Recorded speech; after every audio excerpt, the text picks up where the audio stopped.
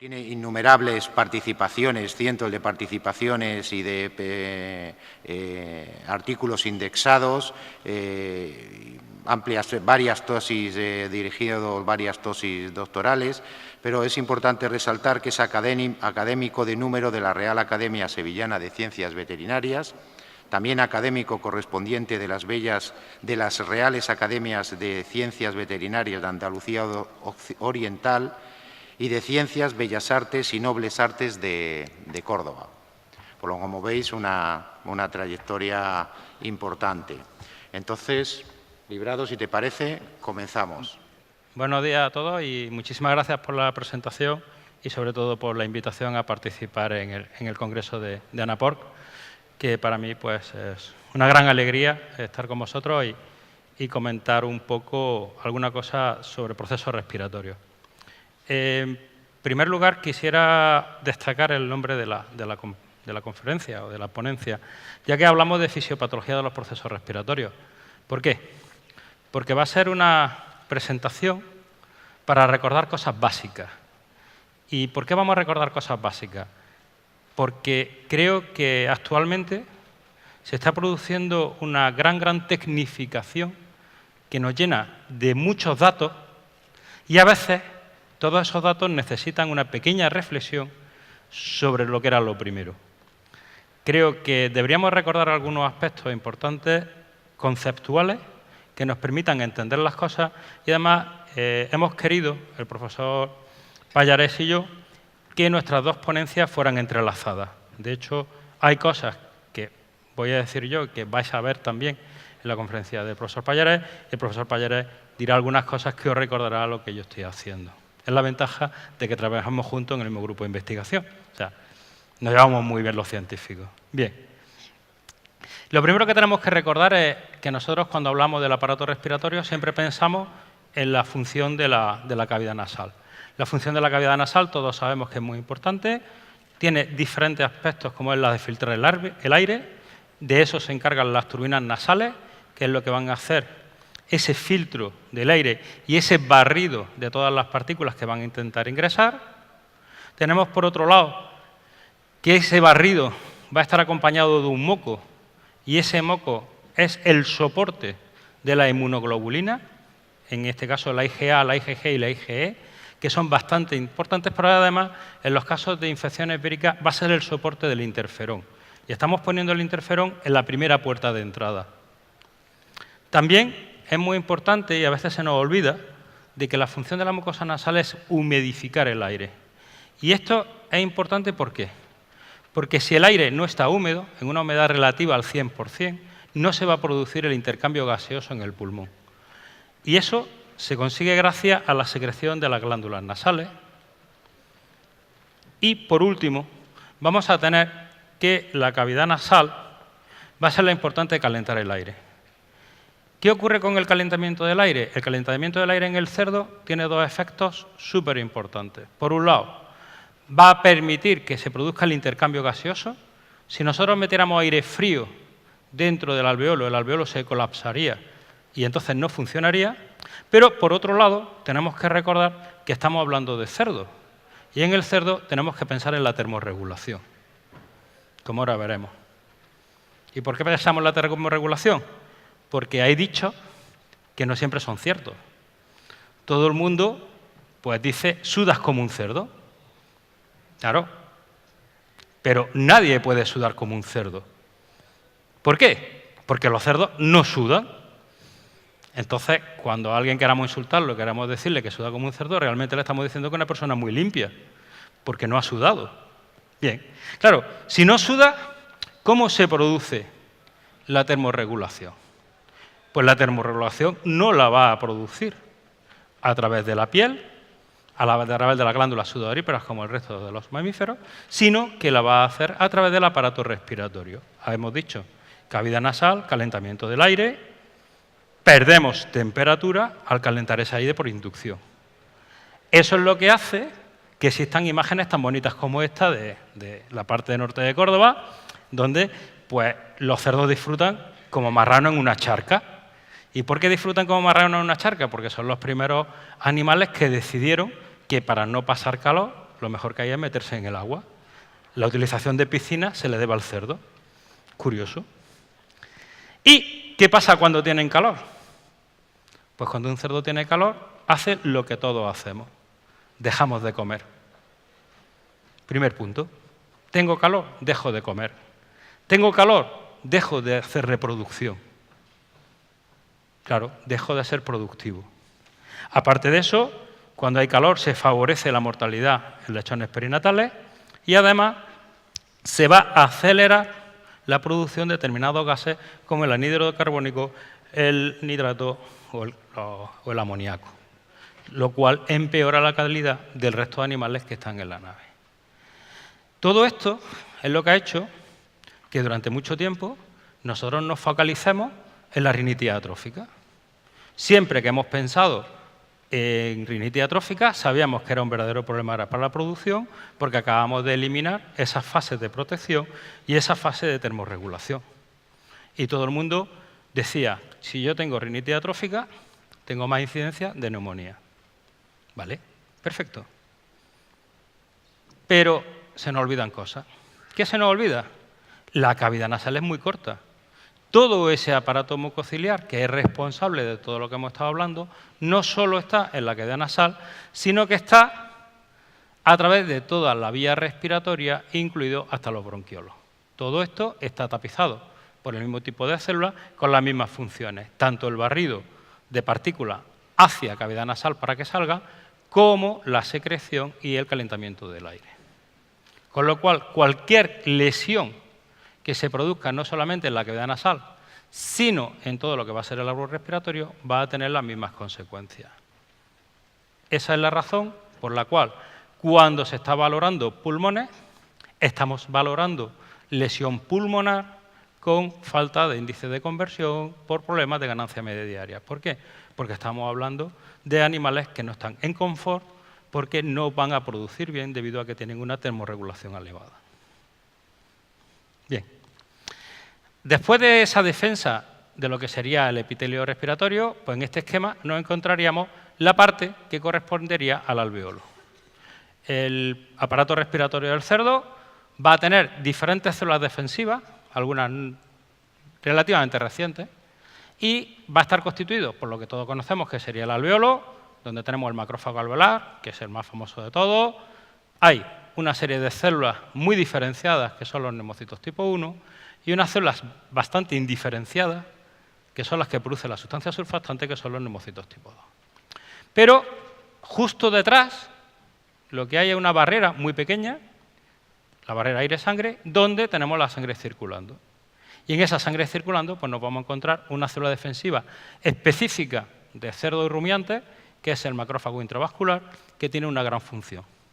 De hecho, la presencia de esa célula es la responsable de que la infección en rumiantes o por enterotoxemia pues acabe con un edema pulmonar, porque es una célula que se encarga de filtrar lo que pasa por la sangre. Así pues, en esta imagen de microscopía electrónica tendríamos este esquema. Esta especie sería el alveolo, este sería este macrófago y aquí tenemos este macrófago. Pero tenemos dos macrófagos muy cerca. Uno espacio aéreo, otro dentro de un vaso. Lo que significa que cualquier estímulo entre estos macrófagos y la conducción de estos macrófagos va a tener un reflejo a nivel sanguíneo. Es decir, algo que estimule a este macrófago rápidamente me va a subir los niveles de mediadores de la inflamación a nivel de sangre. Por lo cual, la respuesta inflamatoria en el cerdo, igual que en los rumiantes, es muy exagerada y por eso también hay mucho más depósito de fibrina que en el resto de las especies. Bien, ¿y cuándo se produce un proceso respiratorio en el cerdo? Pues los procesos respiratorios en el cerdo se producen no por un patógeno, no por una sola cosa. Un proceso respiratorio en el cerdo es la mezcla de diferentes circunstancias que llevan al final a que yo vea un proceso respiratorio.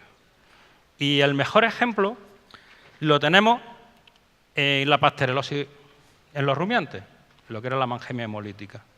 ¿Por qué? Porque la mangemia hemolítica todo el mundo la ha conocido como la fiebre del embarque.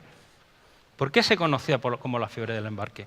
Porque esos animales teóricamente estaban sanos y es en su transporte cuando al final desarrollan una neumonía.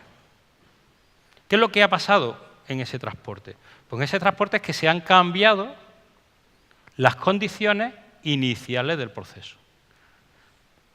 En el caso del transporte era el estrés asociado con los animales, el hacinamiento de los animales, la subida de amoníaco. Consecuencia, infección bacteriana. Pero si nosotros nos ponemos en una explotación, nosotros vamos a tener que para que haya una neumonía, se van a producir ciertas cosas. Primero, tiene que haber unos patógenos específicos. Pero la presencia de un patógeno no necesariamente significa una enfermedad. Si nosotros cogemos de tonsila y sacamos una torunda, nos van a dar un montón de bacterias. Claro, es que tienen que estar esas bacterias ahí para que exista una inmunidad frente a esas bacterias en el organismo. Ese animal será portador, pero no será enfermo. Por eso hay que pensar muy bien qué preguntas se hacen. Normalmente nos vamos a encontrar portadores de muchas enfermedades. ¿Cuándo van a pasar a ser enfermos? Van a pasar a ser enfermos cuando haya un estrés, cuando haya un cambio que provoque que este sistema deje de funcionar, el frío, el amoníaco, la de baja defensa, o cuando haya otros procesos concomitantes. El resultado de ese patógeno que puede estar presente, más los otros efectos, hacen que se desarrolle la enfermedad. ¿Por qué? Porque esto lo único que provoca es que la barrera mucociliar y los macrófagos dejen de funcionar correctamente. Y esto es muy importante, porque este sistema está diseñado para que siempre esté en el contacto con el exterior. Y por eso tenemos que diferenciar lo que es un portador de lo que es un animal enfermo. No la presencia del patógeno significa necesariamente que haya una enfermedad. Bien, una vez que tenemos ese concepto, habría que clasificar las neumonías. Somos seres humanos y los seres humanos pues tenemos que clasificarlo todo. Hay que clasificarlo todo. ¿Cómo se pueden clasificar las neumonías? Se pueden clasificar de muchas maneras, pero existe una manera de clasificar las neumonías que nos da mucha información, como es este esquema. ¿En qué basamos esta clasificación? Pues esta clasificación se basaría en dos parámetros, que sería por dónde entra el patógeno y dónde provoca la lesión, y eso nos va a permitir que viendo la lesión tengamos la información que necesitamos.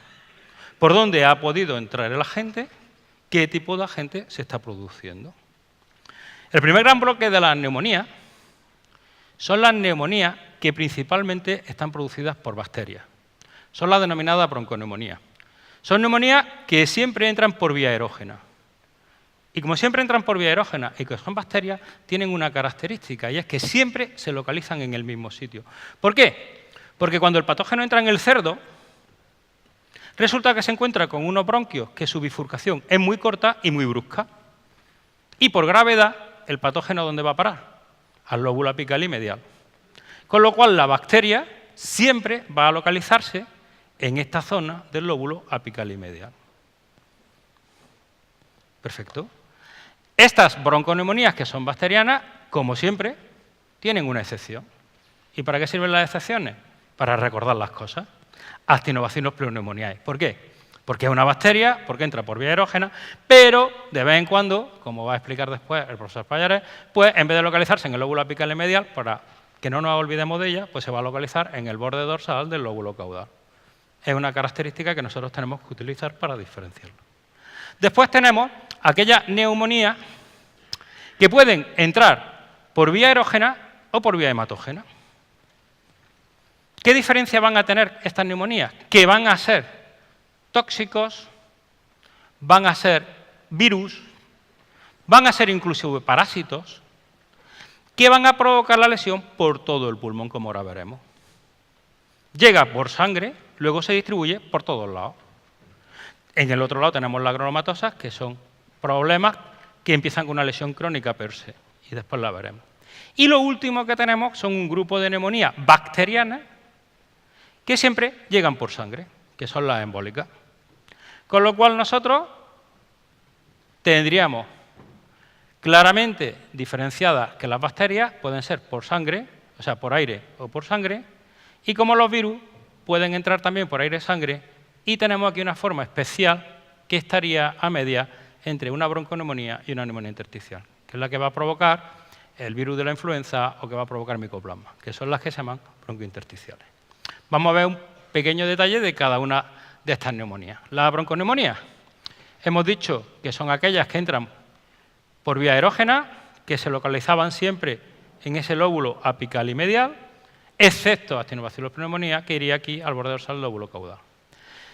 Siempre son bacterianas. Gran ventaja. Eso es una magnífica ventaja. ¿Qué más tenemos?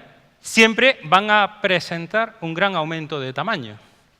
Bien delimitada, gran aumento de tamaño, bien consolidada.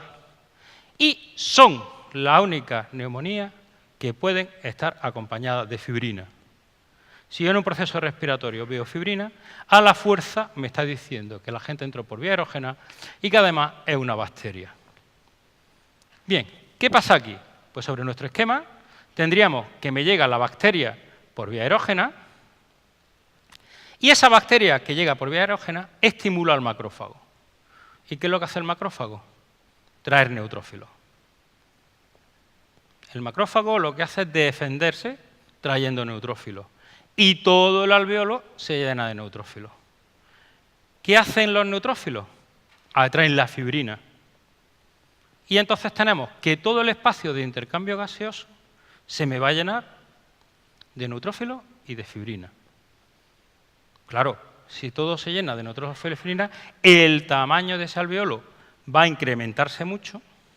Por eso son problemas respiratorios muy bien consolidados, grandes, que lo tocas, que te da el aspecto de hígado, de hepatización, que es el término, pero que además pueden tener diferentes salidas. Porque yo tengo aquí una célula tremendamente destructiva que es el neutrófilo. Con lo cual estas neumonías, en las que tengo una célula muy destructiva, pueden pasar tres circunstancias. Y este es el único tipo de neumonía que puede evolucionar. ¿Qué puede pasar? Puede pasar que la defensa sea rápida, desaparezca la gente, desaparece el problema. Mejor ejemplo que tenemos en nuestra vida diaria, una espinilla. Es un proceso inflamatorio lleno de neutrófilos que desaparece. No queda nada, ¿vale? Puede pasar eso en una neumonía. Lo segundo que nos puede pasar, que este neutrófilo destruya la pared. Si se destruye la pared, acabamos de provocar un acceso. Y se nos va a quedar una lesión de destrucción, lo que nosotros llamamos la lisis. Y esa destrucción quedará para siempre, o va a quedar durante un tiempo. Normalmente esto es lo que hace que nos encontremos con pulmones con accesos localizados en el lóbulo apical y donde va a haber un exudado también purulento. Y lo tercero que puede pasar es que hay destrucción, pero existe reparación. Y cuando hay destrucción, existe reparación. Yo he destruido estas células y algo tendrá que ponerse aquí. Pues perdemos este neumocito tipo 1 y aparecen estos neumocitos tipo 2. Consecuencia, el pulmón no tiene inflamación, pero no sirve para respirar. Esa zona queda sin intercambio gaseoso, sin poder producir ese enfriamiento del calor, de la temperatura corporal. Es lo que nosotros llamamos una situación de restitución. Bien. Vamos a ver unas imágenes de lo que hemos estado hablando. Esto sería el pulmón, donde la gente entra por vía bacteriana, luego se ha alojado en el lóbulo apical y medial, se ve claramente aquí. Esta sería la imagen microscópica de lo que hemos estado comentando de ese esquema. Y realmente lo que nos llama siempre la atención es que este lóbulo del pulmón está aumentado de tamaño. Se separa del resto del pulmón. ¿Por qué? Porque es que el alveolo está lleno de células. Sería la primera fase de esa neumonía bacteriana. Con el tiempo que puede evolucionar a esa destrucción, que es cuando nosotros empezamos a ver los neutrófilos y vemos esos accesos. La fase de lisis. Y ahora, si en ese pulmón se ha atraído mucha fibrina, esa fibrina pasará a la pleura. Y serían todas esas neumonías bacterianas que normalmente llamamos fibrinosas, que siempre nos van a dar un aspecto que se dice como marmóreo, porque si nosotros cortamos el pulmón, no solamente vemos las pleuritis, sino que además en el corte del pulmón vamos a ver las zonas afectadas con las zonas donde existen las líneas de la fibrina. Pero cuando pase el tiempo y se resuelva la neumonía, esta fibrina quedará y nos va a originar adherencias pleurales. Y es lo típico que en la matadero, trozos de pulmón que se me quedan o con adherencia a la carcasa. ¿Por qué? Porque hubo un proceso respiratorio y ha habido un impedimento en el mantenimiento de lo que va a ser el funcionamiento pulmonar. Con que yo vea solamente esa adherencia o ese resultado de adherencia, me estás diciendo que se ha producido una neumonía bacteriana por una bacteria que llegó al pulmón por vía aerógena. ¿De acuerdo? Bastante simple. Y aquí tenemos pues, las diferentes fases que nos podemos encontrar. La fase en la que estaría empezando el proceso respiratorio, donde nos llama mucho la atención el aumento de tamaño. La fase en la que se ha producido esa necrosis, pero fijaros que la necrosis está solamente en el lóbulo apical y medial. La fase en la que tenemos la fibrina, bueno, van a hablar de Glasser y tenemos, pues esto sería Glasser o Mycoplasma llorini, y este pulmón, que sería el típico de Actinobacillus pneumoniae. ¿En qué se diferencia? Cuando la lesión está en el borde dorsal del lóbulo caudal. Es lo más característico de él. Bien, las broncointersticiales. Las broncointersticiales son unas neumonías bastante divertidas, porque son un quiero y no puedo. ¿Y por qué son un quiero y no puedo? Porque es una neumonía que entra por vía erógena, pero que no soy capaz de provocar una gran reacción inflamatoria en el alveolo. Entonces, yo entro por vía erógena. ¿A qué sitio voy? Lóbulo apical y medial. ¿Pero dónde provoco la lesión? Pues la lesión la puede producir el virus de la influenza, mata células epiteliales, o la puede producir micoplasma, el liminocilio. Una vez que he hecho esto, ¿qué es lo que va a pasar? Que como aquí no tengo algo que afecte a mi macrófago, el macrófago no da la señal de alarma. Y como no da la señal de alarma, ¿qué es lo que no hay? No hay células inflamatorias. Sin embargo, el patógeno, ¿dónde estaba? Al lado del bronquio. ¿Qué va a provocar? La proliferación del sistema inmune. La típica imagen de que los bronquios se cierran por la presión que sufren por el tejido linfoide peribronquial. Y como ha ido matando selectivamente células epiteliales, sin reacción inflamatoria, va a haber una proliferación de neumocitos tipo 2. Efecto. Acabo de eliminar el filtro del aire y además dificulto la respiración.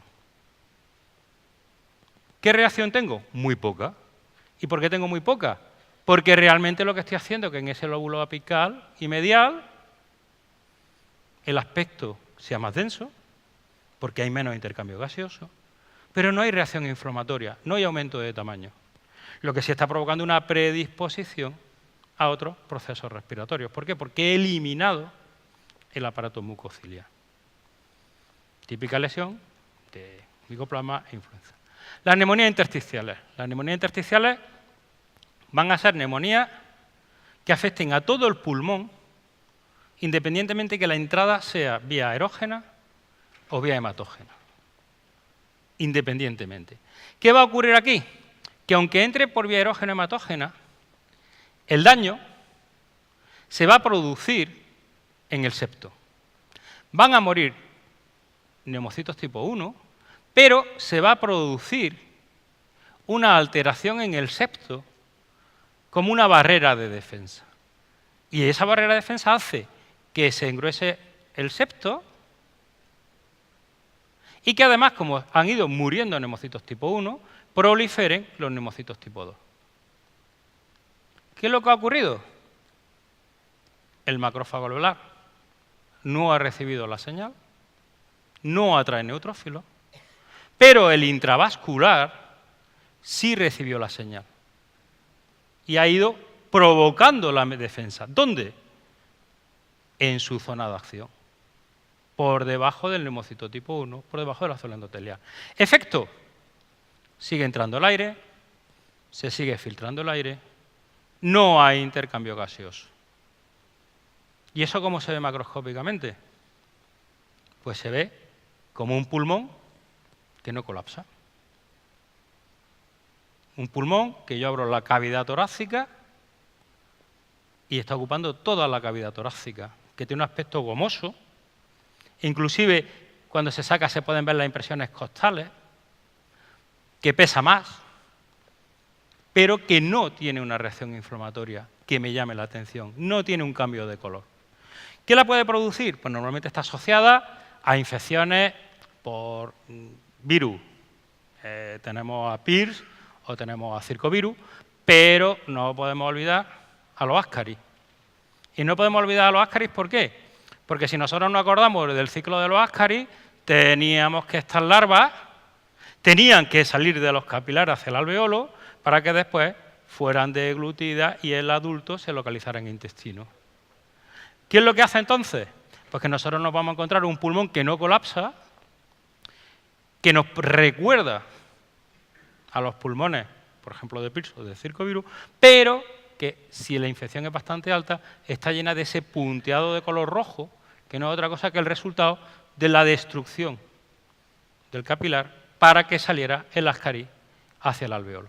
¿Qué ocurre? Que nosotros siempre pensamos en Ascaris solamente en esta lesión, que es la típica manchas lechosas que hay en el hígado.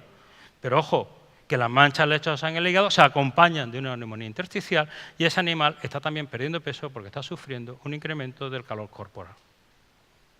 ¿Vale? Hay veces que se nos olvidan pequeños detalles como el ciclo biológico del parásito. Y tendríamos ya las neumonías embólicas. ¿Qué son las neumonías embólicas? Hemos dicho. Neumonías bacterianas, donde la gente llega por sangre. ¿Y llega por sangre desde dónde? Pues desde una endocarditis, desde una lesión en una extremidad, desde un acceso en el cordón umbilical. Da igual, la bacteria está en sangre. Y va a llegar en sangre hasta el capilar. Y va a llegar en sangre a todo el pulmón, no a un lóbulo determinado. Cuando llega por sangre, ¿qué es lo que va a hacer? Va a destruir a la célula endotelial, con lo cual vuelve a dar la señal de alerta al macrófago intravascular y lo que hace es que en esa zona traigo a los neutrófilos, pero no al alveolo. Los traigo a donde he destruido la célula endotelial. ¿Y esto en qué se convierte? En otro foco. Desde aquí la bacteria va a ir a otra parte o a otro órgano. El aparato mucociliar sigue funcionando, el alveolo sigue funcionando, solo en este foco no hay intercambio gaseoso, pero si hay intercambio gaseoso en la otra zona. Efecto, no hay aumento de tamaño, el pulmón sigue normal, no me da imagen de neumonía. Solo voy a ver esos pequeños focos distribuidos por todo el pulmón. Pueden ser más agudos, que tienen normalmente un pequeño halo rojo alrededor, o pueden ser más crónicos, como en este caso, en los que van a tener pues, un aspecto redondeado, que van a ser indistinguibles del último tipo de neumonía, que sería la neumonía granulomatosa. La neumonía granulomatosa se ha puesto desgraciadamente de moda, puesto que se ha visto un incremento en principalmente sistemas extensivos de lesiones en ganglios submandibulares, con lesiones gaseosas y como de vez en cuando pues, nos aparecen lesiones en el pulmón. ¿Qué es lo que ocurre? Normalmente es un agente crónico, entre los que se encuentran las micobacterias, tanto Bovis como el complejo avium, los dos, no es específico de ninguna de las dos en el caso del cerdo, y donde lo que se va a producir es una lesión de defensa crónica. ¿Qué significa eso, una defensa crónica? Va a empezar con macrófagos del comienzo, sin neutrófilos y, por lo tanto, sin fibrina. Y esto de sin fibrina es muy importante porque nosotros tenemos que diferenciar muchas veces lesiones y cuando diferenciamos esas lesiones tenemos que ver todo lo que presenta una imagen. Y tenemos que recordar que todo está en la imagen, lo único que hay que hacerse son las preguntas correctas. Si nosotros viéramos esta imagen de golpe, pues lo que más nos llama la atención son estas lesiones redondas. Y esas lesiones redondas, pues para nosotros, serían granulomas. Con lo cual, pues lo primero que se pensaría en este pulmón es que este pulmón puede ser una micobacteria o puede ser un cuerpo extraño. Vale.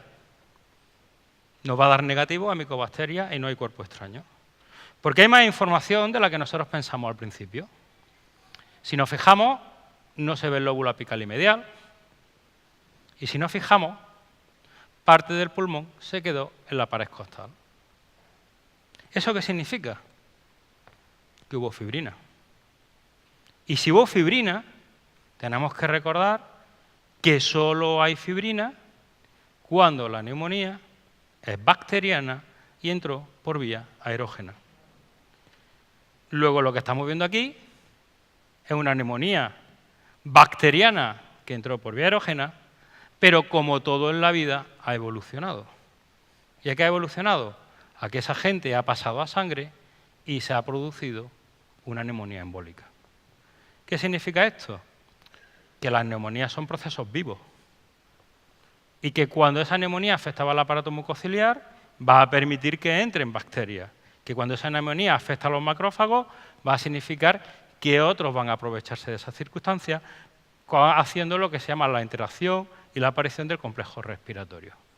Bueno, pues muchas gracias por vuestra atención y al final pues quedamos en algunas cuestiones. Librado, muchas gracias por tu magnífica y didáctica exposición. La verdad que ha sido un magnífico repaso de la fisiopatología.